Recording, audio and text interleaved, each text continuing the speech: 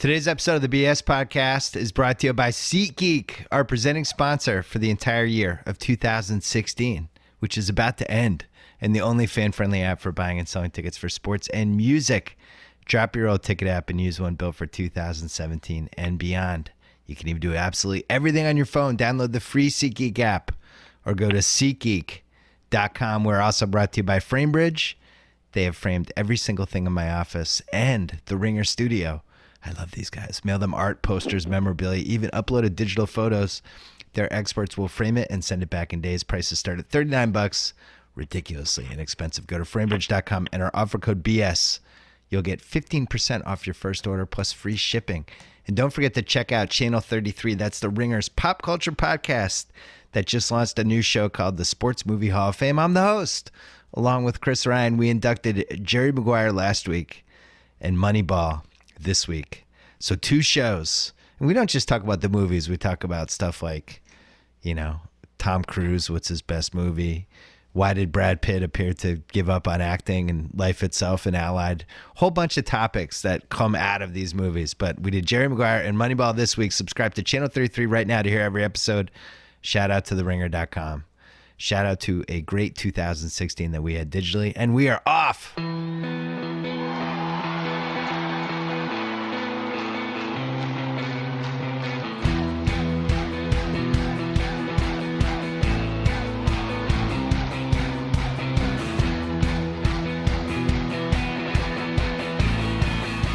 All right, on the phone for the last time in 2016, my friend Joe House. How are you? I'm outstanding, notwithstanding the continued and really, at this point, impressive performance of the stink streak. Oh, in the Callaway Par 3. Yeah, we're saving our football picks until the tail end of this podcast because it's Week 17, and there are just so few meaningful games. It's almost like a little hiatus until Sunday night. Does it really matter if Kansas City or Oakland is the 2 seed? I guess it matters a little if Kansas City is, but for the most part, Sunday night is the night. I want to talk basketball. We're going to do the December power poll for the NBA. We did November last month and kind of skipped over the top 9. This time, we're skipping over the first 21 and doing the top 9. But before we do that, I have a little surprise for you, Joe House. Oh, I'm excited.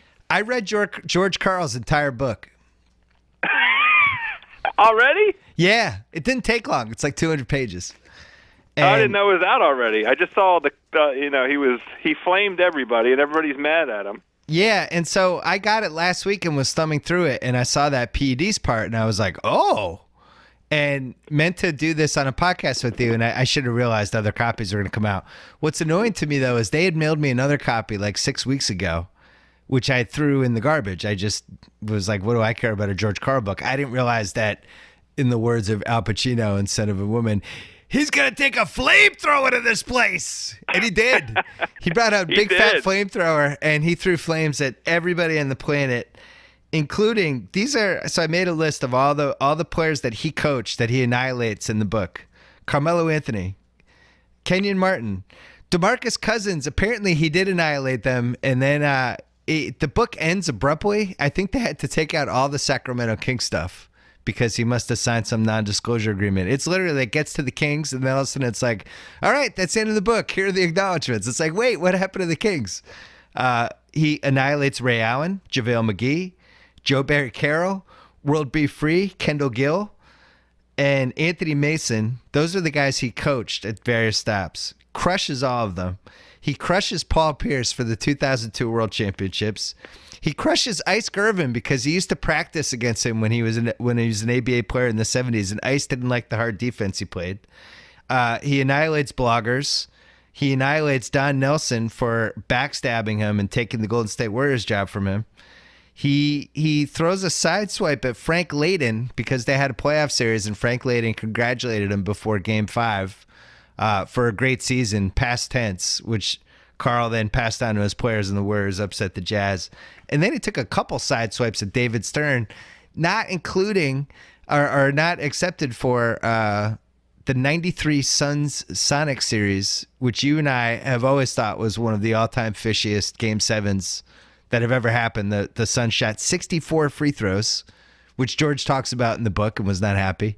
And then in 2001, the Sixers-Bucks series against Iverson, which was a huge free throw disadvantage in favor of the Sixers, as well as a bunch of technical fouls, a really fishy Game 5 that I think they've destroyed all copies on YouTube. And then right before Game 7, a couple hours before, they suspended Scott Williams, one of his centers, for the game. So that's just the background of what happens in this book. Are you excited already for all of this stuff? It's incredible. I have two observations. First, there is absolutely no doubt. It's a lock of the century, 1,000% chance that he had a non-disclosure with Sacramento. Yeah, 100% chance. That's a guarantee. Not even 99, it's 100. He doesn't even mention it. What's funny is they forget to take it in the book. There's all these pictures, right? And the pictures have these little captions. And there's the Boogie Cousins picture. I'm looking at it right now. And it says, "My year and a half with the Kings was interesting," was one of them. And then another picture was DeMarcus Cousins and I battle for position, a picture of him and Cousins. He won, comma, I guess. That's the only real mention of Cousins in the entire book. So they must have taken out of the text. Anyway. Yeah. Well, the other thing is, and I mean this genuinely, does he not want to work in basketball ever again? The answer is no, because the shots that he takes all over the place. Here's the thing. I 90% enjoyed it. Like, I really liked I liked how candid he was. He says in the beginning that he designed the book because he wanted to make it seem like you were hanging out at a hotel bar with him. And basically he's telling you what it's like to be a coach and this and that and his thoughts on everything, which is great. The 10% that is really kind of disarming is the stuff about Carmelo and Kenyon Martin. It's somewhere he already apologized for the fatherless comment. Yeah, it's somewhere between racist and ignorant, because he criticizes both guys as being totally uncoachable, and as part of the background for those comments, brings up what their background is and how they were single-family guys. And hold on, I'm going to find this part here. It's page 191 if you're ever thumbing through the book in a bookstore. So here's the Kenyon Martin part. "I knew right away that our power forward was one of the most insecure, immature players I ever coached. Kenyon Martin had grown up poor in South Dallas, single-parent home. His mother worked 2 jobs. He was teased unmercifully for his stutter and for his skin color." Then a page later, he's talking about Carmelo. "Carmelo grew up poor in West Baltimore, single-parent home. His father died when he was 2. With drugs and violence in the neighborhood, must have been a combat zone." This is a theme that comes up a few times in the book, is that he seems to think if you don't have a dad, you're not coachable. And he talks about how important dads are. And when you don't have a dad, he didn't have somebody in his life back then that would have helped him out and kind of taught him right from wrong. It's uncomfortable. It just is. Well, here's the thing. He has a body of work that bespeaks, the idea that he has any kind of an underlying, bad spirit as it relates to race, right? Right. It's not. I wouldn't say it's a bad spirit. I would say he's just completely ignorant. Like, he doesn't seem to realize that by pigeonholing these two guys here's something he wrote. "Kenyon and Carmelo carried 2 big burdens, all that money, comma, and no father to show them how to act like a man." Just a weird thing to write. Like, so many people have grown up to be successful in this country who had one parent, or who were just raised by their mother. It's the kind of blanket statement that people just don't really make anymore publicly, which is what makes it so strange. He apologized for that. I haven't read the apology. I only saw the headline. And I would be interested in seeing how it is that he explains whatever it is that he meant. The curious thing is how he had the pen. It was his book.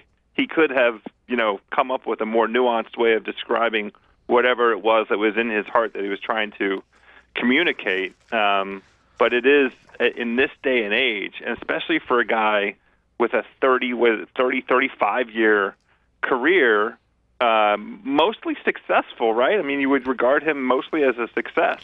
Definitely. In the league.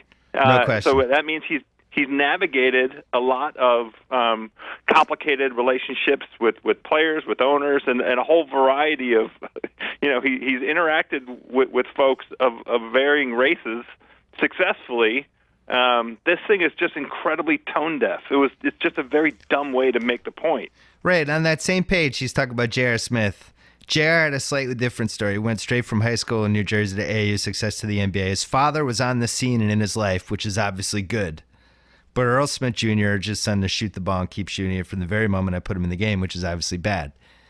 It's just, as you said, tone deaf and also really strange for a book, because during a book process, you have so many different points when somebody can kind of jump in and say, hey, man, you might want to rephrase, hey, that Carmelo, it feels weird, the Carmelo and Kenyon section back to back when you're kind of killing them as being immature, partly because they didn't have a dad. And maybe you want to tone that down or re-say it or rewrite it.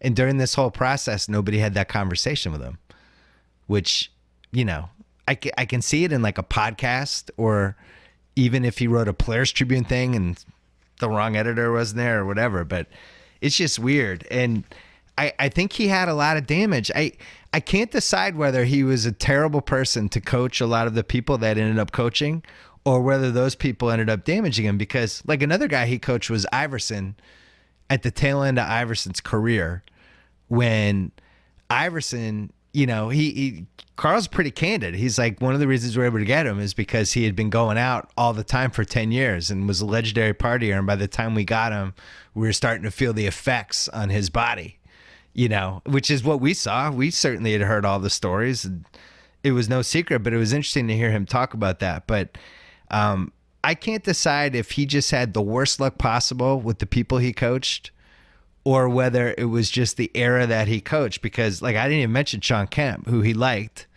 and said that eventually it became a real problem when Jim McIlvaine signed that contract and Sean Kemp took it personally and started to act weird and all that stuff. But, you know, the one person, you go through all these guys, they're all either head cases or people that had reputations as not being the easiest person to coach. The one person that he's really against is Ray Allen, which I was shocked by. Like, does it seem like Ray Allen is the most difficult guy to coach? Did you ever get that perception? Not once, right? I mean, he had long careers with the teams that he played for. The teams that he played for wanted him to stay with them. The Celtics didn't want him to leave. The Heat were thrilled to get him. And the same was true in Seattle and in Milwaukee, right? Yeah, well, here's what he writes about Ray.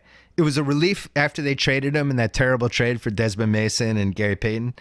It was a relief to see Ray gone. It was like popping a blister. Although Ray and I had a good relationship for years, eventually he inhabited a sort of shadowland with the Bucks. He was too good and too well paid to be under my control, and he knew it, and the other players saw it. The coolness of his personality reminded me of Joe Barry Carroll. Unfortunately, Ray wasn't a negative guy, but I didn't think his teammates liked him. I knew I didn't. Quote, Ray Allen has been nothing but trouble, I told the press. We had no choice but to get rid of him. So it's always like it was somebody. Yeah, he killed him. It's always like he destroys Carmelo. I mean, a lot of the stuff has trickled out, but he's basically saying Carmelo, you know, used the people around him. All he wanted to do was shoot. He didn't want to play defense. He wasn't a leader. Like he goes through all the way. And he kind of kills GP for the first couple years of GP's career, and had all these battles he had. And they said eventually they found some common ground, and he was able to kind of get on the same page with them. But so that's a really interesting observation by him. This finding common ground, because that's the point. That's his job. The weird thing, the feeling I'm getting, and I haven't read one word of this. All of this is brand new. And yeah, that's why I wanted to spring it on you. Yeah, I wanted you to just react off what I was telling you. I love you springing it on me. It sounds like he took a pair of glasses that like are old white guy glasses and put them on and sat down and started writing, because he could not have possibly had the success he had with the teams that he had if indeed it was the case that he was not able to get to a place where these players would perform on a consistent basis for him. He got the best of Melo, I would argue, right? Didn't he get the very best out of Melo? Yeah. And Kenyon Martin have some great years for him? Yeah, Kenyon was up and down because he was hurt, and then he was healthy. He was hurt, he was healthy. Chauncey Billups came in and was the thing that he even says, like, that was the best Carmelo ever played that one year. And he kind of glosses over how close they came to beating the Lakers in '09. Remember, they threw away 2 of those games on inbounds passes, and it was 2-2 heading into Game 5, and then they lost the last 2. Yeah, we genuinely thought Denver could win that. Yeah, and Carmelo was playing. The recipe there was not unsimilar from what happened with Dirk in Dallas 2 years later. But it's weird. He takes a lot of credit for being a great coach and making everything work when the team's going well, but kind of glosses over a lot of the collapses that his teams had. He goes into detail the 94 when they lost to the Nuggets in Game 5 and just that's one part I wanted to read to you actually. This is page Dikembe and Robert Pack. Yeah, this is page 108. So they go up 2-0. But he says, I didn't see it then, but in hindsight, maybe we were beginning to crumble. Gary Payton and Ricky Pierce screamed at each other in the halftime locker room, something about Ricky taking a shot when there should have been another pass. I'm pretty sure they swung fists at each other, and I'm pretty sure one or both of them said something about getting a gun. So somebody, Scheffler, had to step between them. Sam made a late 3, Gary threw in a runner. We won by 10. Game was closer than that. And then he basically is like, things started to fall apart. And Gary yelled at everyone in the locker room after the game. But I'm pretty sure tough. 22 years later? I'm pretty sure one or both of them said something about getting a gun. What? What? What? I'm flummoxed by all of this. I really am speechless. I'm trying to think about what job he thinks he could do next. It can't possibly be the case that his calculus was, all of the money that I could make for the rest of my career is going to come from this book. So I'm going to write it as though, there are no implications or consequences whatsoever for my future employability. Yeah, I think he's done as a coach. And, there was another thing that happened with him that was a little racist, which I had forgotten, which got a lot of publicity at the time. I can't remember what year this was, but it was talking about, after Doc Rivers became a coach, he gave this quote. He said, Doc's been anointed, and that's okay. I understand that happens, but it's not necessarily right. Doc does a great job. Now there's going to be 4 or 5 more anointments of the young Afro-American coach, which is fine because I think they have been screwed, but I have a great young assistant who can't even get an interview. And so this was 2002. And it turned into a big stink at the time, which I had totally forgotten. Doc Rivers said George never complained about Larry Bird when he got a job as head coach of the Pacers. Mark Jackson said it was disrespectful, blah, blah, blah. And that was a whole thing. And he got murdered for a couple of days and then ended up apologizing for that. So basically what I took away from the book was that George Karl is like your relative at Thanksgiving who's a little inappropriate. Maybe 1 out of every 20 things he says, you're like, oh no, Uncle George, no, don't say that. And that's kind of who he was as a coach. And now it makes more sense to me after reading this book why he had problems with so many players. And I can't believe that he thought after all the ups and downs he'd had coaching enigmatic superstars that he ever in a million years thought it was going to work with him and DeMarcus Cousins. Why would he ever think that was going to work? Well, he did, looking back, get probably a bigger helping than you would expect of enigmatic players, right? Like over the course of his career. I would say he definitely. The thing is, most of these that guys probably are, created opportunity for him, right? Yeah, I guess like folks take a look. He had bad luck. I know, but at the same time, he coached Gary Payton and Sean Kemp in their primes for 4 years. And they played in the finals. There was a great basketball team. And he admits he was a dumbass because he didn't put GP on Michael Jordan until game 4. Right. So he had that team. He had a team that had Carmelo and Chauncey and Kmart and a whole bunch of good guys on that Denver team that easily could have won the title if a couple things had gone differently. He had there was one other team. The Milwaukee team was pretty good. Oh, the Milwaukee team was really good. That was a peak Ray Allen year. He had Sam Cassell, he had Big Dog, he had Scott Williams, Tim Thomas. Like that team, I thought that was the best team in the East that year. A couple more things, then we'll move on. This is just a couple anecdotes. He said to Sean Kemp one time, Sean, I said one day, Vasectomy. That's a George Carl quote. That's not even funny. Yeah, that was just his story about Sean Kemp. This is weird. He had some really good thoughts about cocaine and how it really ruined the 80s in a lot of ways in the NBA, which is all true. And that led to his weird comment about the PEDs, which I'm still trying to figure out,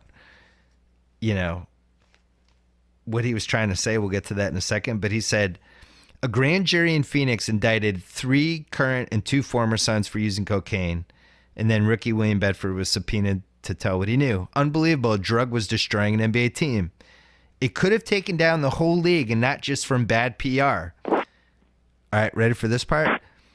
The press didn't really pick up on the possibility of gamblers and dealers pressing addicted players into shaving points or throwing games. If that had happened, not even Bird, Magic, and Stern could have rescued the league. I read that like 20 times and I can't 100% figure out what he means. What time? What era? This is the Walter Davis Suns 1980s DJ. That's why the Suns had to trade DJ. They had that cocaine thing that happened, and I forget what the details were. It was like some dealer or something, but it became a big story, and it turned out the Suns had a big drug cocaine issue at the time. So George was saying the press didn't really pick up on the possibility of gamblers and dealers pressing addicted players into shaving points or throwing games. I've never heard anyone throw that out before.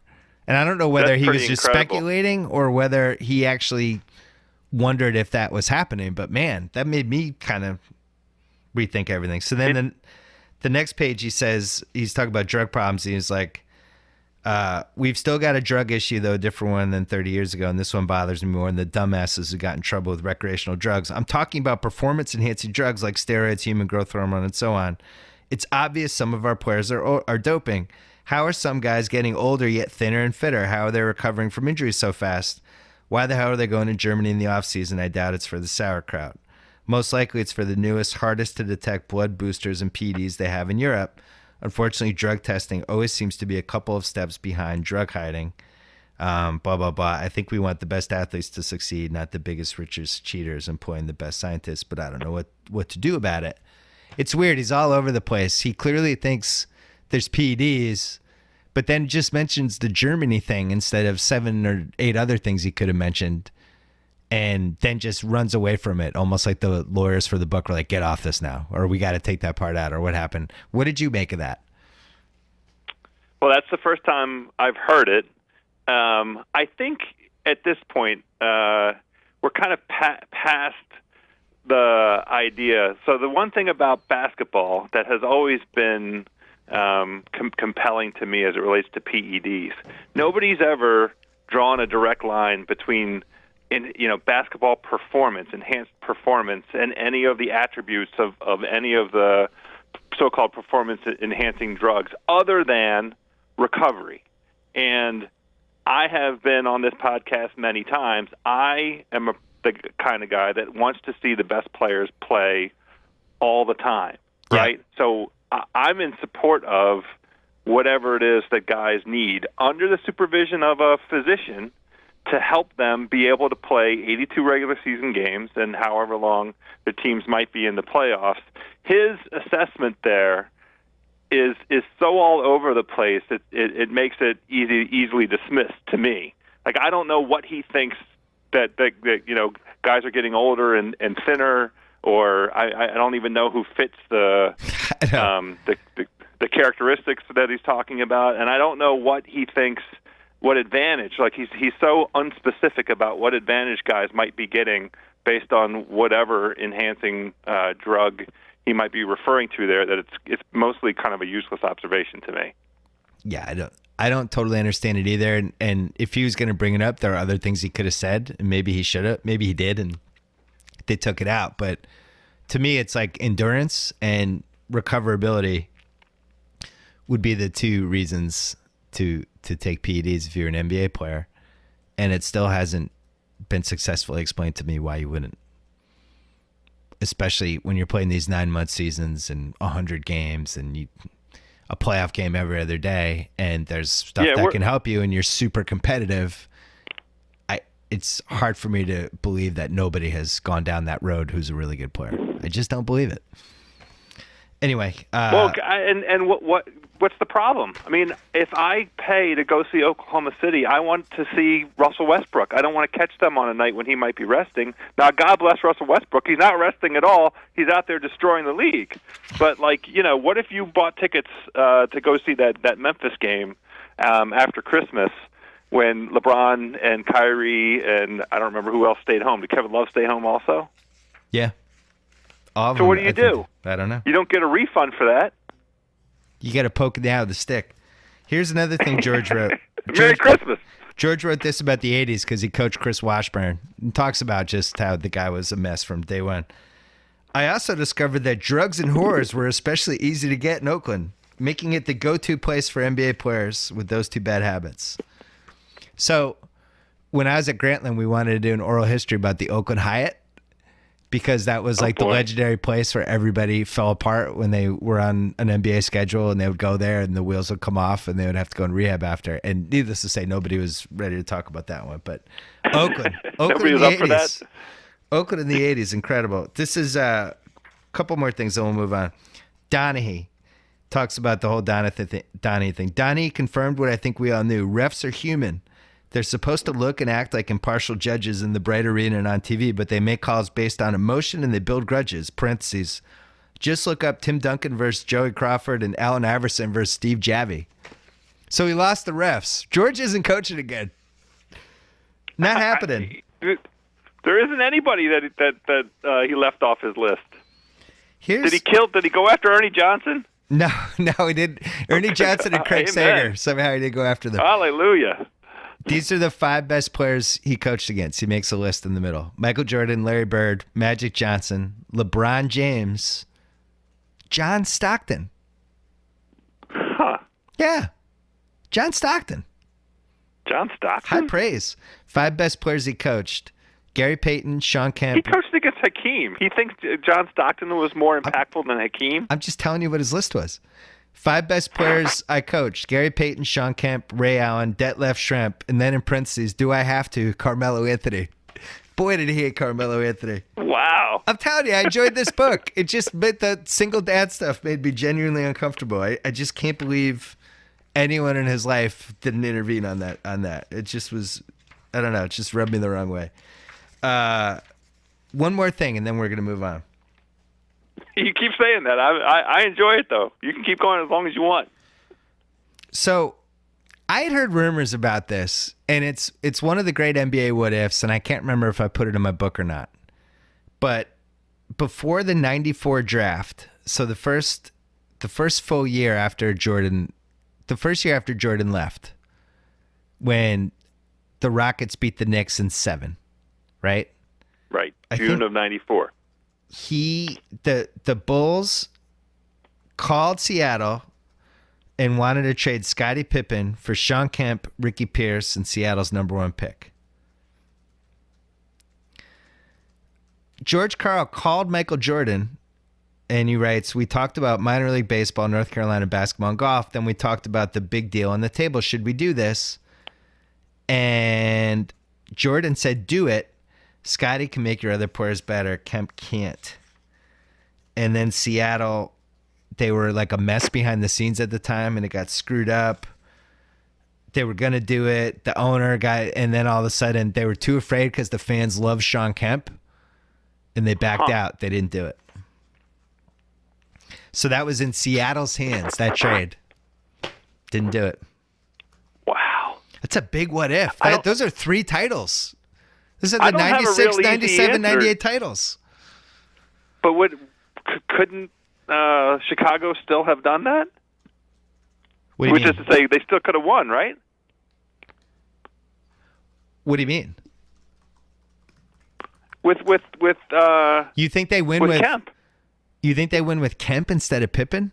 The 72-10 team doesn't happen. They probably don't get Dennis Rodman because they have Kemp. Can't play them together. That's a giant monkey wrench. I had to go take a walk after I read that. I had to walk around the block. I was like, oh my God, my brain exploded. Quick break to talk about our friends at Sling TV. Please tell me you're not spending your football weekends hoping a friend will invite you over or wasting time Looking for a shady live stream that will probably crash your laptop? With Sling TV, watch live college or pro football on your terms and on your turf. With Sling Orange, pay just $20 a month and get the live sports you love, as well as your favorite entertainment and news on ESPN, ESPN2, or other top networks. You can also get SEC Network with the Sports Extra for just $5 more. No installation, no extra gear, no annual contracts, and an easy online cancellation. You need an internet connection, you're ready to go. Watch live football and more for 7 days free at sling.com/Bill Simmons and get Sling TV on your favorite device. Restrictions apply. So my takeaway on the George Karl book is I love all basketball books. I love reading any book that I learned a couple things from, and I definitely did with this. I'm glad he apologized for the single dad stuff. I just thought it was wrong. But ultimately, I was glad I skimmed through the book and powered through it. I learned some stuff, and I don't know what we want as a society. When people are super candid, then we react against certain things that they wrote, and we can't believe what they said and all that stuff, like an athlete or a coach, whoever. But then if they're not super candid, then we resent them for not being more candid, not having more personality. Basically, these people can't win.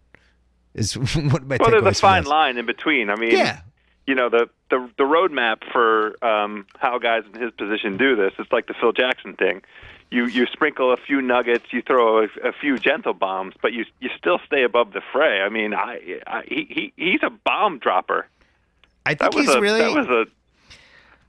I think he's really bitter that his coaching career didn't come out better. And I think he blames a bunch of people for it. And really, I think part of the problem was the kind of coach that he was. He didn't put up with bullshit, and he didn't know how to cajole people, and he didn't really know how to coach difficult superstars. And unfortunately for him, the NBA is filled with difficult superstars. We have a bunch of them right now. This is one thing he wrote at the end. He was talking about his ideal situation. A team leader would be nice, but I've learned they're not absolutely necessary. It's great when you have some coach on the floor guys. I had Chauncey in Denver, Lonnie Shelton and Phil Hubbard in Cleveland, Chris Mullin and Sleepy Floyd at Golden State, and Gary Payton usually in Seattle. But it's so rare you can't count on it. Ty Lawson in Denver didn't want the responsibility. I decided that leadership is overhyped and that good soldiers are undervalued. A connected, unified team is superior to a dissatisfied team with a great leader. I think I agree. Okay, that's fine. Yeah. I don't have any argument with that. It is funny. You just use the word bitter, and I'm getting the overwhelming sense of that again with this whole thing being sprung on me and not having read one word of this. I do think bitter, and I also think it's a weird place for him to be in. It's why I made the observation earlier about it. It sounds like he put on his old white guy, and you use the irreverent uncle at the Thanksgiving table. It's a weird place for him to be in 30 years in or 35 years in. He's accomplished quite a bit. His job was to take on complicated personalities and try and have them play well, and he had some success with that. So I don't understand the point now to be dropping the big bombs, but well, he sells a lot of books. He talks about AAU babies. He calls them how AAUs ruin the culture of some of these guys, and the personalities and the ability to be selfless, and it just sounds like he doesn't want to admit that this is really how basketball works, that most guys are impossible that are really good at basketball. And you might end up with Magic and Larry and, David Robinson and some of these great Tim Duncan. I think he's really just bitter that he never had a Tim Duncan. Like that. And if he had a Tim Duncan, I'm not sure Tim Duncan would have wanted to stick around with him for that long. Anyway, all right, we got to do the power poll. Just blowing through these quickly. I have 5 Tankapalooza teams. Number 30, Philly. 29, Phoenix. 28, Miami. I'm putting them in there. I think they make their move soon. 27, Dallas. And 26, the Lakers. Even though the Lakers, on any given night, they're fun. They have some. I think at some point they're going to look at this and probably try to shop Lou Williams, who I think would have some value, and start playing young guys more and try to get into the top 7 at least. They lose their pick unless it's the top 3. What would you do if you're the Lakers? Try and keep that top 3 pick. I mean, I think that they've demonstrated to everybody what they're capable of. The thing that's most in the franchise's best interest for the future is to get one of these great young players. That this draft is supposed to be super loaded 1 through 10, right? Yeah, the thing is, anywhere in that top 3 is going to be a great return on investment. Super loaded draft, and the problem for them is they either have to bottom out or go the other way and chase the 8 seed. Why not? If you're gonna lose that pick anyway, try to make the playoffs, get the 8 seed, get the experience of having your young guys go into Golden State for a playoff game and get their ass kicked. Like, that's all valuable to me. The worst case scenario would be them belatedly deciding they should throw the season away, and then they end up like 8th, and they give the 8th pick to Philly, something like that. I don't think that'd be a great outcome. That's what it looks like. They're kind of poised to do that. But they have some moves. Like, if Lou Williams is somebody that has value in the way the NBA is being played right now. No Man's Land, number 25, Brooklyn, who has the second worst record in the league. And believe me, I followed it obsessively because the Celtics have their pick. Their record should be better. They've had some really bad luck in some of these games, and they play hard. And they have no incentive whatsoever to tank, so we got to put them there.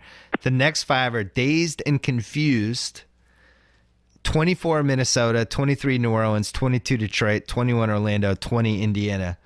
These are 5 teams that the 9-man rotations are just really flawed in some way. And I think all 5 of those teams thought they were going to have better seasons than they are. I don't really know what the fixes are for any of them. You look at a team like Indiana. I watched them last night. We're taping this on a Thursday. I watched them play your Wizards, and it turned into a Paul George versus John Wall game for a while, and John Wall ended up winning. Both teams had a weird vibe. Your team has a weird vibe to it. I don't know if I like it. Well, Beal was out. I know. Beal was out for another injury. Yeah. And hopefully, I haven't seen the news today to see what the update is. Hopefully, it's not his annual 6-week injury. I bet it is. That was curious to me about Indiana. Do you know that that's the case about Beal? No, it's Bradley Beal. Okay. I just assume when he gets hurt, I just pencil in 6 weeks. I don't understand why they can't get stops. Indiana stinks at defense. Why do they stink at defense? It's a team that doesn't really fit together. It must be. They're not quite there yet, but they really have to look at the Paul George thing soon. He can be a free agent in a year and a half. And I think they were the team we were most wrong about in the over-unders.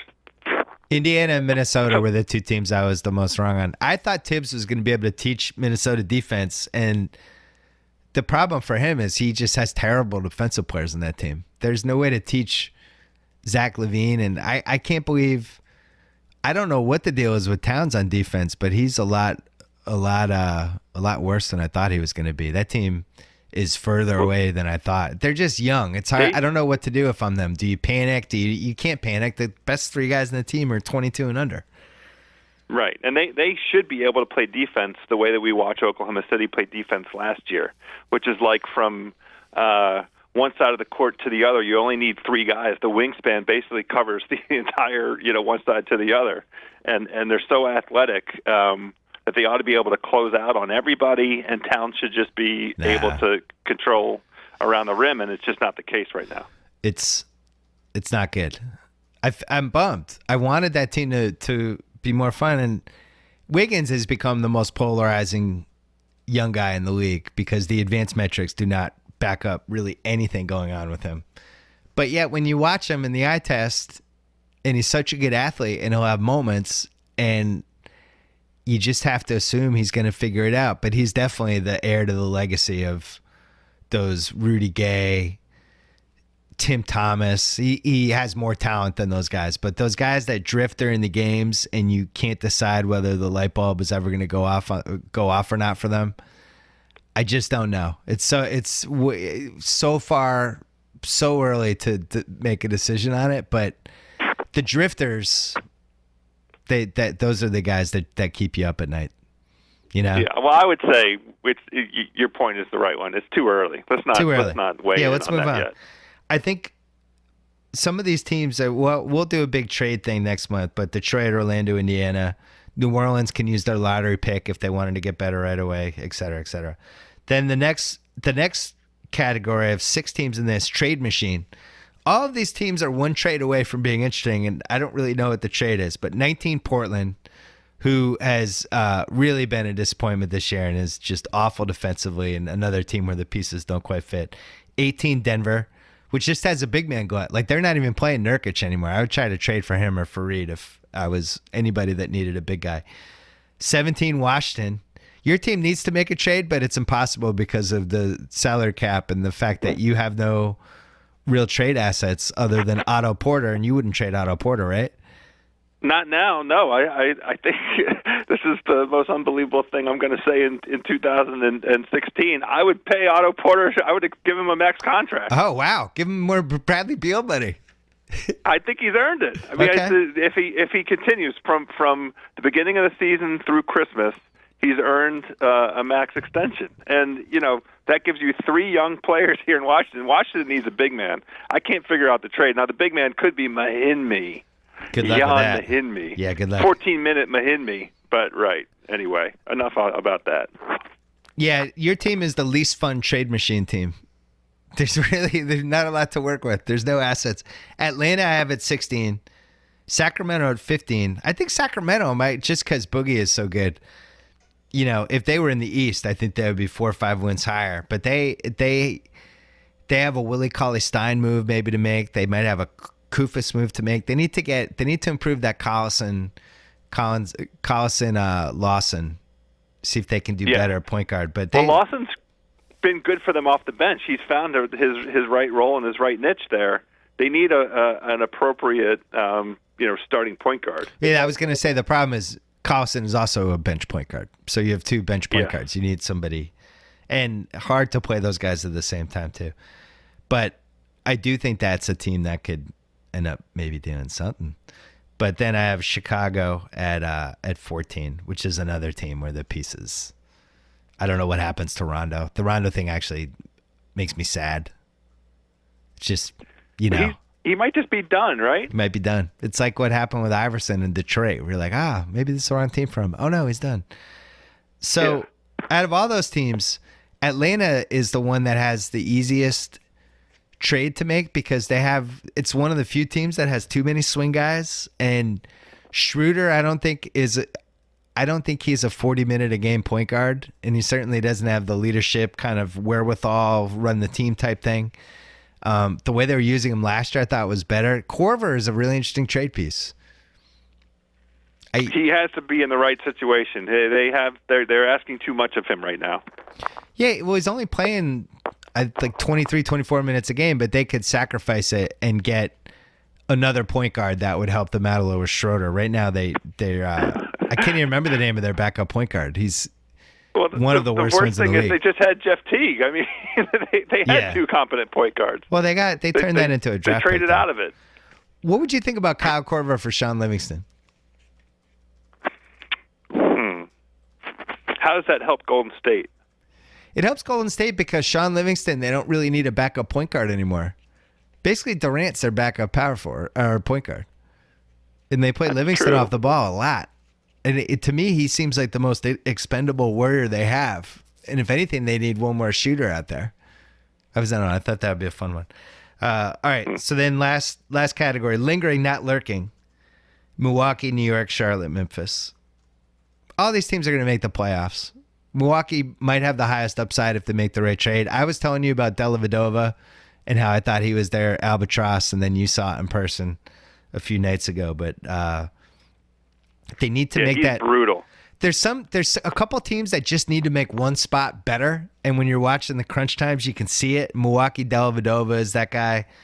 Oklahoma City, it's always that Robertson / Morrow, whoever they have in that spot. It's just never a good enough guy. And the Clippers, same thing. It's just funny. There's certain teams, they just need that one more guy, and yet it's just so hard to make the right trade and find them. All right, we'll get to the top 9 right now. I don't think New York's making the playoffs, by the way. Well, I just think the Porzingis, Carmelo pedigree, those guys are really good at basketball. It's really tough for me to imagine them sitting out the playoffs in the East, not getting enough 41 wins. And Rose, as horrible as he is defensively, he's a turnstile. And as annoying as it is to watch him at end of the game plays when they do a screen roll with him and Porzingis like they did, I was just watching last night, whoever they were playing. Draws both guys over. Porzingis is surging to the lane. He's 7'3", and Rose just doesn't give it to him. Well, I want to qualify that. I don't think New York, as currently constituted, is making it. They will make a trade.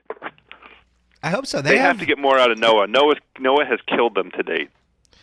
I've been shocked by how much Knicks I've watched because I actually enjoy watching Porzingis. Like, I genuinely enjoy it. And I think Justin Holiday, they kind of lucked out. I like him too. I like some of the guys they have. They need to figure out the Rose crunch time thing because he's just a ball hog. He doesn't pass in the last minute of a game. He wants to be the hero. Quickly, I want to throw some initials at you. UNDP. I didn't know what that stood for until recently, but you should because there's still time for your best end of the year donation. UNDP is the United Nations Development Program. UNDP leading the fight against global poverty across more than 160 countries. They have for 50 years been doing this with amazing results. In 1966, when UNDP started its work, 1 in 3 people worldwide lived in poverty. Now, just 1 in 8. UNDP works to provide people with dignity through opportunity, people who just want a shot to live with dignity. UNDP works to give it to them. Please think about keeping UNDP. Help more and more of these people. I'd love for my listeners to go to undp.org/give and enter promo code Simmons at checkout. You won't get a discount because it's a donation, but you will get the satisfaction of knowing that your donation makes a difference. Again, that is undp.org/give. Enter promo code Simmons. All right, the top 9. Power poll. We're going to go into these in a little bit of depth. Flawed but fun. Number 9, Utah. Gordon Hayward's showing a little something in his contract year, 23-5-5. They've had George Hill miss 14 games, which has been a problem. Derek Favors has fallen off a cliff, and even though he's only 25, he's been banged up for a few years now. He still has a sore knee. His stats are way down. And I think he has an extension coming pretty soon. To me, that's the red flag for them because their defense has been excellent. They've lost to Golden State twice, unfortunately.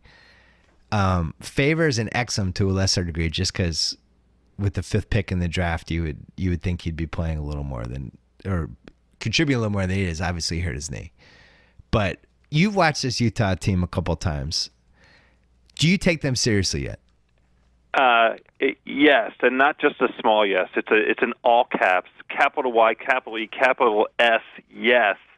I went and looked before we got on here today to see where we came out on Utah. I think I let you talk me into the under 47 for them.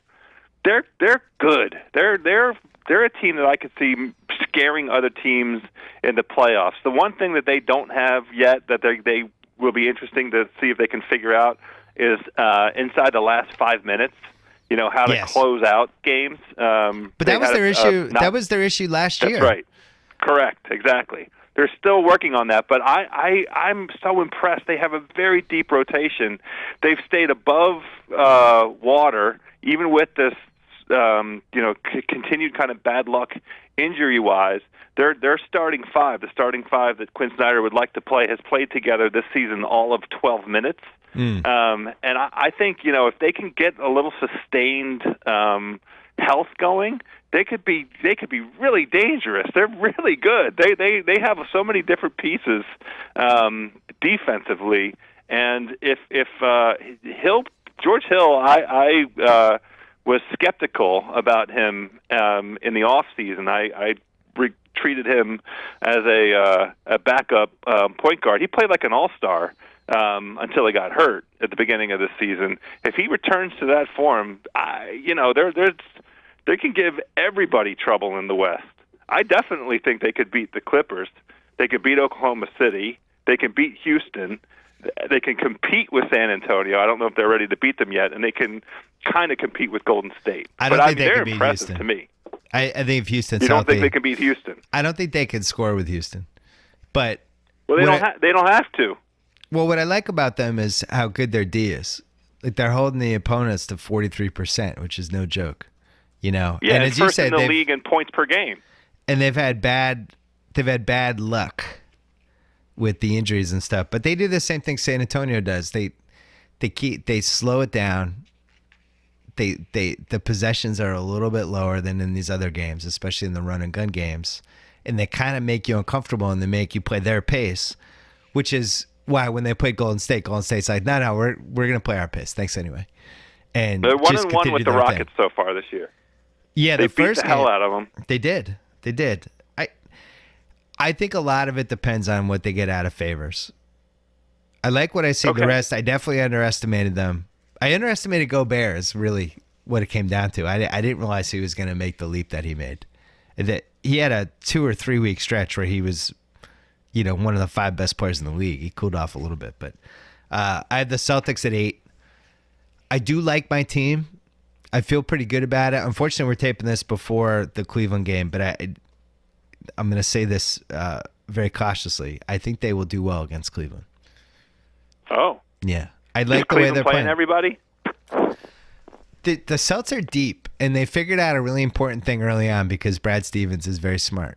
He figured out that he had to stop playing 3 guards at the same time, and they had to stop playing small ball and chuck it up, and that he just had to go a little more conventional. And basically for the last couple games, he's got Isaiah, he's got Avery Bradley, who's been outstanding this season, and then Marcus Smart is the 3rd guard, and he plays 2 of those 3.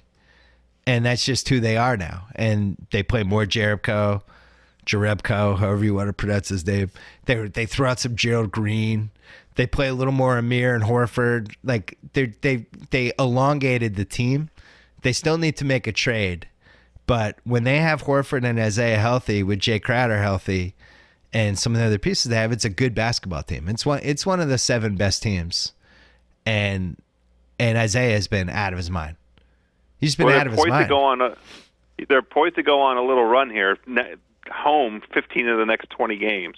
Well, that's the thing. They got crushed by the schedule. They had this really weird schedule where they never had a homestand or a road trip. It was just like game here, fly here. It was like they were just never settled, and they were never in Boston for longer than a couple days.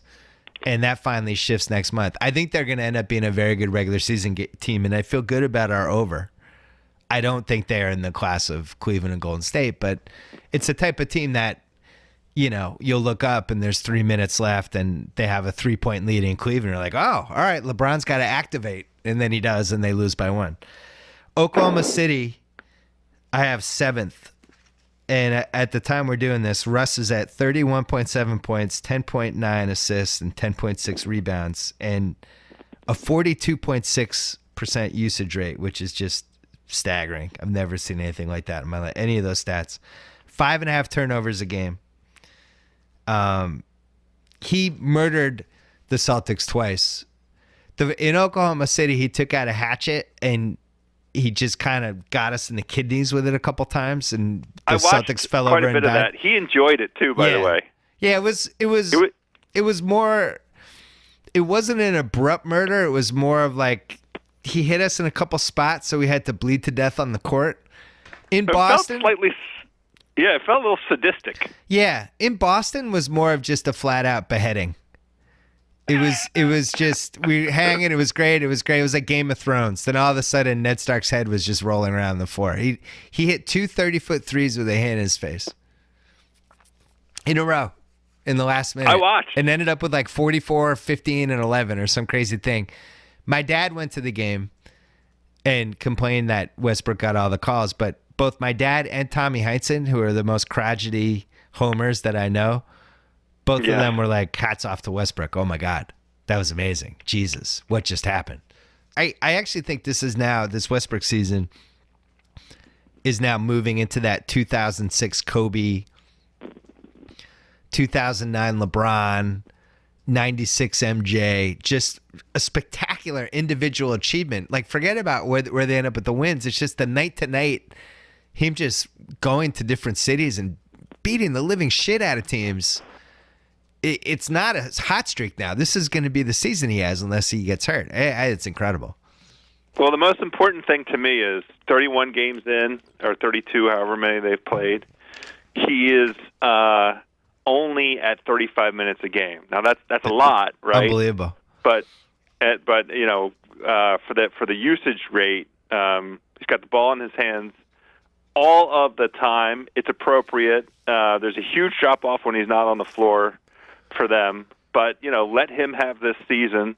Keep those minutes managed, and let's just enjoy this whole season of Russie's revenge.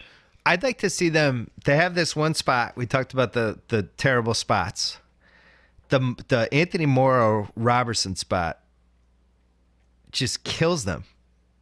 Those guys are playing. Alex Abrines a possibility? He's been okay. Is that how you say it? Yeah, Alex Abrines. He's been okay. But Morrow and Robertson are playing 47.9 minutes a game combined. And they're averaging 13 points a game. And they're both under 30% three-point field goal shooting.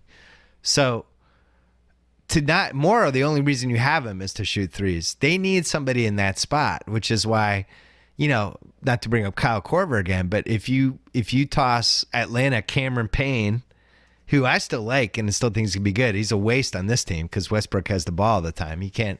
Cameron Payne needs to have the ball if he has a chance to succeed.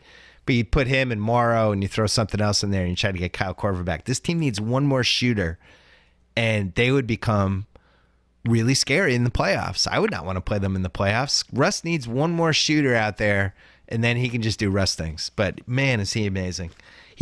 We predicted this before the year, as did some others, that we thought they were going to be better than people realized because he was going to be on the vengeance spree and they had the rebounders and the shot blockers. But I didn't expect this. I really didn't. And I usually You didn't predict him having a triple-double through 31 games? Well, it wasn't even the triple-double. I think if we had talked about it long enough, we could have predicted a triple-double or something close. Maybe we even did. I don't remember what we said. I didn't predict the night-to-night eviscerations that he's been pulling off because he was such an erratic outside shooter before this. I just assumed eventually teams would pack the paint and just make him shoot, and he would, and that would be the downfall. I think he's the singular most compelling talent in the NBA. He's the guy that when he comes to town, you have to take out the wallet and go see him play. I completely agree. And not since LeBron was doing this at the end of last decade, every night for Cleveland, have we seen anything like this. Now, you could say the Warriors, Curry and Clay. Curry was incredible for those 2 seasons, but this is like a psychological evisceration. Like the Celtics, he broke the Celtics in Boston. They were like, we're going to beat Oklahoma City tonight. And then he made those 2 threes, and it was like the fans are just shoulder sag going to the exits. Like we've not seen that in a while. He's got so much swagger. Number 6, the Clippers, who are just a mess. And last 18 games, 8 and 10. You could argue that they should be number 9 and Utah should be number 6. We'll save this for another podcast because I want to know when Blake's coming back and all that stuff. They're 2 big issues. There are 3 big issues to me. The Pierce, Wesley Johnson, Mbah Moute, like just the fact that those guys combined are giving them 36 to 40 minutes a game is crazy. Rivers and Crawford playing 50 minutes a game together is just not a recipe for winning a title because you're talking about 2 shoot-first guys who don't rebound, who don't pass, who don't play defense. And you're playing them together. I don't understand that at all. And then, they just have a fundamental issue of who on this team guards Durant, Clay, James Harden, or Russell Westbrook. They've had this problem for years now. I mean, we've been talking about it. It feels like the same conversation we've had for 3 years. I think it's worse this year, though, because now you have any way a playoff matchup could go, you have a spectacular offensive player going against you, and you don't even have anyone on your roster who can slow them down. The answer's supposed to be Chris Paul poking Steph in the chest again. Well, he's not doing that to Westbrook. There's nobody. I mean, not that any other team, like at least the Celtics, when we played Westbrook and he still killed us. At least we had Avery Bradley and Marcus Smart and Jay Crowder and Terry Rozier is too small, but at least we could throw people at him to make him work a little bit. The Clippers don't have even that. So, and then on top of it, when does Blake come back? There's a malaise with this team, and you can feel it, and you can feel it at the games, and something needs to happen, and I'm not sure what. But what would you do? Let's save it. I would ride it out. All right, let's save it. Houston, just quickly, amazing. Like we had the 7 seconds or Suns, 7 seconds or less Suns, and their points per game are better. Their offensive ratings better. They shoot 15 more threes a game than the 05 and 07 Suns did and make almost the same amount. In December, I looked it up today, the splits, 42.3 threes a game they're attempting. They're making 16 a game. They're making 39% of them. Eric Gordon and Ryan Anderson are making almost 8 threes a game together in December, shooting 44%. For December, the Rockets are 119 points a game. And Harden is at 28 and 12 assists every night. And has a chance to get 800 free throws and 700 three-point field goal attempts, which is amazing. I'm really impressed by them. We'll see if they can survive the Capella injury, but the big thing for me is, can they keep Gordon and Anderson healthy for 6 more months?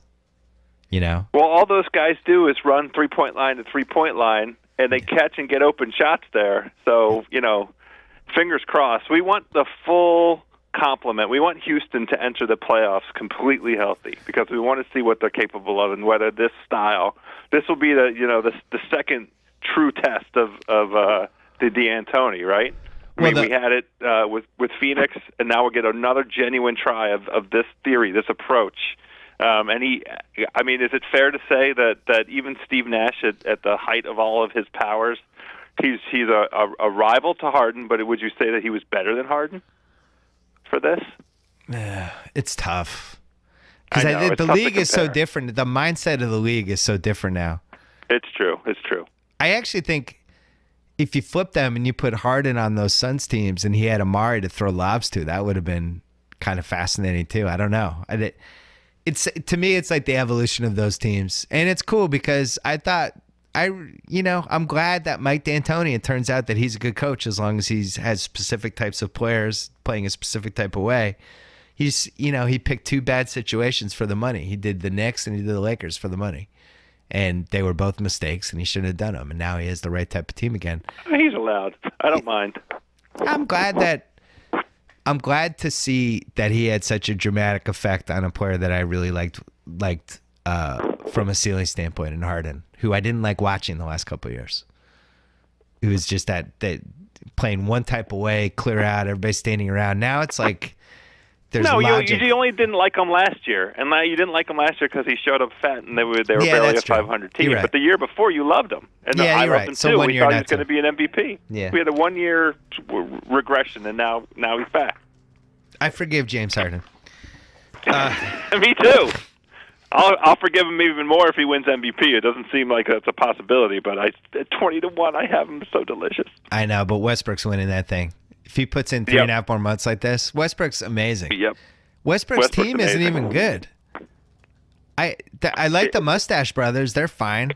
Like they can defend people, I guess, when they need to. It's not. I wouldn't put them on the elite category or anything, but it's what he's doing reminds me of Kobe in 06, except it seems like his teammates actually like him, and the team is going to be a little more successful than Kobe in 06. Number 4. Their defensive rating is better than their offensive rating right now. They're 10th in the league defensive-wise. I know. I'm going eye test a little bit on this just from having my team play them twice. Yeah. I felt like we could get buckets on them when we needed it. Our problem was we couldn't stop Westbrook. But Washington had every chance to beat OKC down in OKC, and it was exactly what you just described, which is we could get a basket every time we needed it. Just couldn't stop Westbrook. Yeah, Westbrook carried them into overtime and then single-handedly won overtime against the Wiz. They played a lot of close games, and they've done pretty well on them. Number 4, Toronto. So just a couple quick things. Toronto, I think, still needs to do a trade, and I'm not even positive what that trade would be, but it's like my issue with them is they don't have enough looks. They have that small ball lineup that they like with Jonas and Patterson and either Ross or Carroll, and then the 2 guards, or the 2 guards with Ross and Carroll, one big guy. But they don't have that bigger. We're playing the big boys tonight. We're gonna get pounded on the boards unless we play these guys together lineup, which is what they missed from Bismack last year. But they're rebounding. I think they're 23rd in the league in rebounding. Now on the bright side, 3rd in 3-point, which you can see when you watch the game. Like they get good, smart 3-point shots. And Patterson's turned into a great stretch four. Who would have thought that Patterson would be the best player in that Rudy Gay trade? They have a plus 8.4 point differential, which is really good. Like I think if you get over 6 points a game point differential, like you're doing something. 8 is like usually that's a 55 win, 60 win team. Yeah. And then the Lowry DeRozan have both gone up a level, and I don't know when they officially mastered that high screen, but do you feel like your team ever has a chance to stop it when those guys do that together? I felt helpless when they did it against Celtics. They're incredible. I was really impressed last night. They kept coming against Golden State. They just kept bringing it. Game was over. I'm not. You opened with the question of what's. It feels like they need to make a trade, and we can't really put our finger on what it would be. I think I might stand pat. I think I might just sort of see what happens with Cleveland. I take a look at that team and say I like my team, and I like my team in the East, and we're one bump away from Cleveland coming into the playoffs. At less than perfect health. Maybe we just run with it. Yeah, I'm not a huge Terrence Ross fan, even though he's been having a pretty good year this year. But that would be the guy I would look at. I think they have the assets to improve at that spot. I don't know. He had a great game last night. People love him. I know, but that's the thing. It's like I think you need a third perimeter guy. I'm just thinking about trying to beat Golden State or Cleveland if that's your goal. Okay. I need somebody that is better than Terrence Ross in that spot is where my head's at. Because I'm either going against Kyrie, Kevin Love, and LeBron, or I'm going against Clay, Durant, Curry, and Draymond and all those guys. I don't have enough firepower with just DeRozan and Lowry. I just don't feel good enough about it. I need more bullets, House. That's all I'm saying. I don't know. I'm not there. Okay. You like Terrence Ross more than I do. Well, Canada's going to love you. I'm not a non-believer. I don't know how different it is from last year.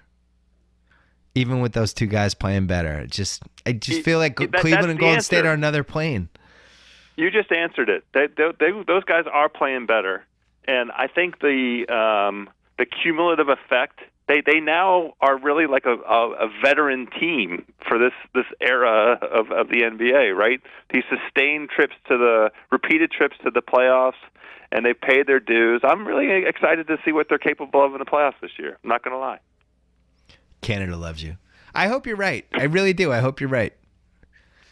San Antonio I have at 3, and it's funny, they slow it down. They're basically a better version of Utah. They shoot the threes really well. Parker and Mills together, 21-8, 47-40, 88 splits. I saw them in person last week. It's a weird team, and I mean that as a compliment. They have so many different things they can do during the course of the game, and so many different looks that they can throw out there that I actually think it's got to be a tough team to coach night after night. Well, they go big, they go small, they can do whatever really they want. But when they go small, I don't like that small ball team, and I think that's going to be their kryptonite against the Warriors. When the Warriors play that smaller team, I think they're in trouble. Steiny Moe wrote this, I think, in his power rankings. This year, more than any, Pop might really deserve a long, hard look at Coach of the Year. He might. They have an incredible bench of guys that, for the Dwayne Dedman and Kyle Anderson and, guys that are like, who? Jonathan Simmons. Yeah, right. Who's electric. And they come, and we're about to see a nice run with Dejounte Murray. We're going to see whether or not, he was the draft darling, right? The draft steal darling. I have a weird Spurs observation. So, and I noticed this watching them in person. When they play their best 5 guys and they're all out there at the same time, and it's Kawhi, who doesn't speak, who's a robot, as has been discussed a million times. LaMarcus Aldridge, who I'm not sure has ever said anything either. Tony Parker, who's, does Tony Parker stuff. And then Danny Green, and then pick anyone else. There's a weird kind of mute vibe to the team. It's all quiet fire. I can't describe it. It's the personality of that team and it's pop. But the personality is that nobody has a personality. So everything comes from pop. That's the Duncan legacy. That's Tim Duncan. I know, but what's weird about Duncan is I felt like he did have a personality. Like he was kind of the galvanizing force. Remember, he always had the arms around everybody, and he was the centrifugal force. And now it's pop.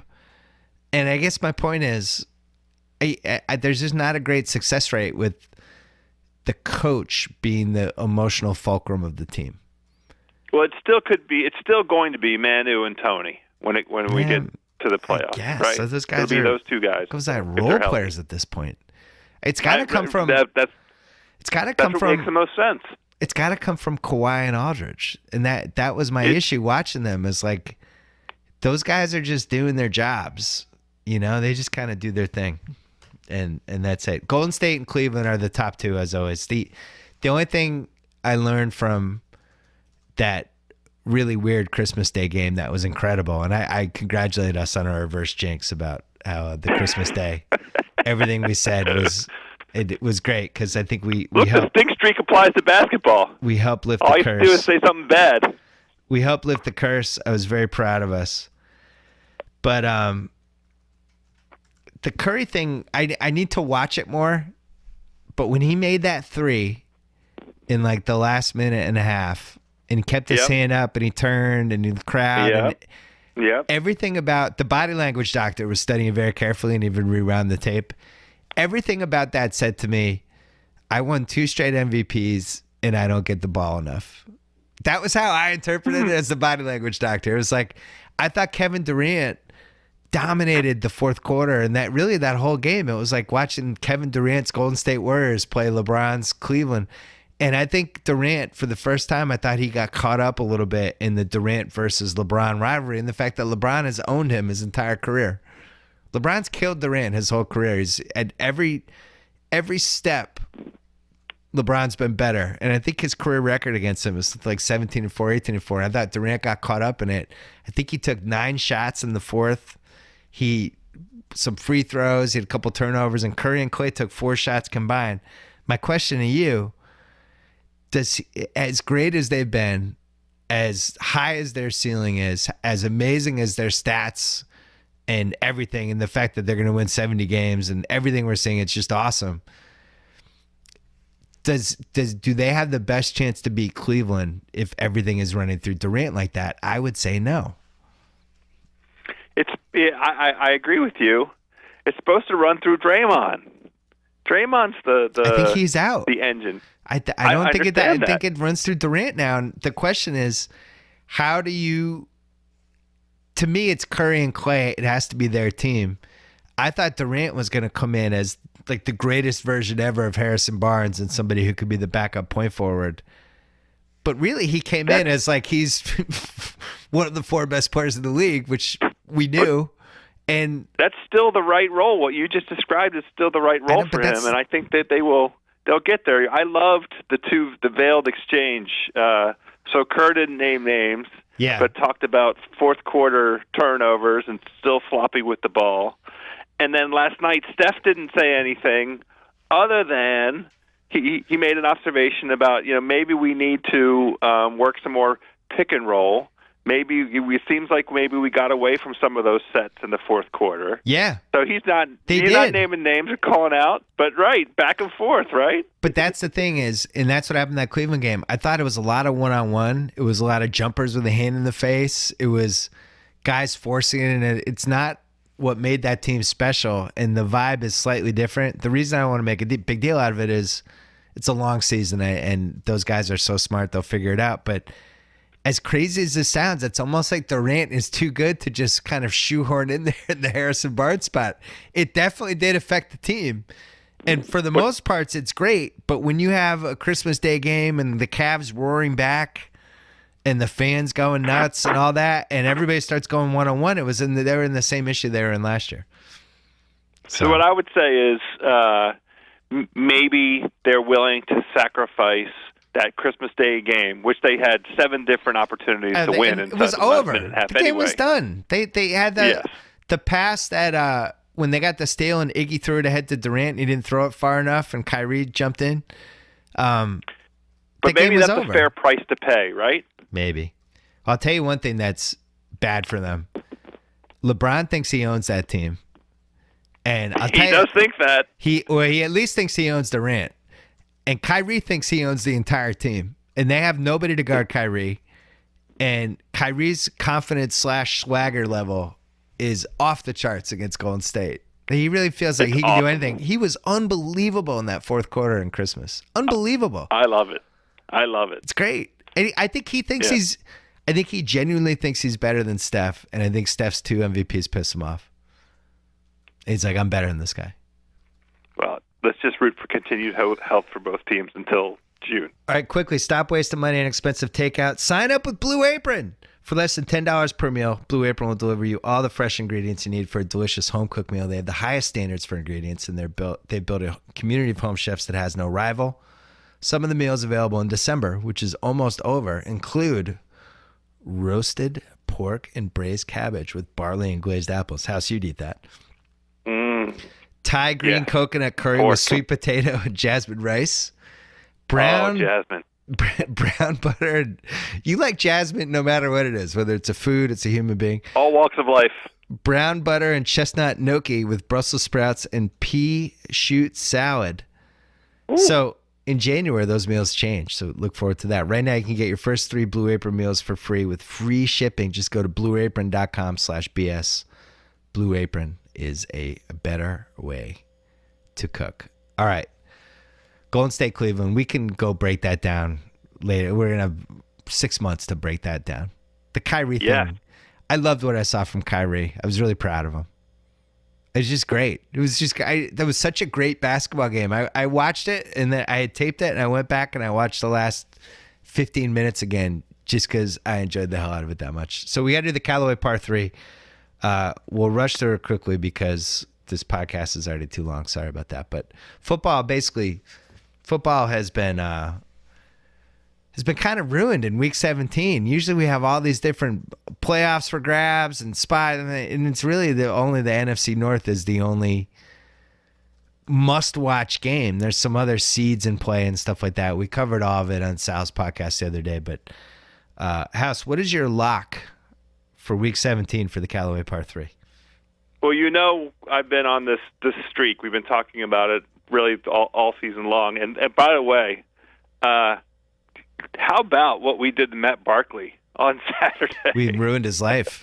We ruined his $60 million contract. He threw 5 picks. I really feel like it would be okay for me to reach out to Kirk Cousins people and ask them for a small slice. He's going to get $25 million. I don't know how much, the deal the Redskins are going to sign him to, but I'd like a little taste after what he did after the performance against Matt Barkley, after what we did.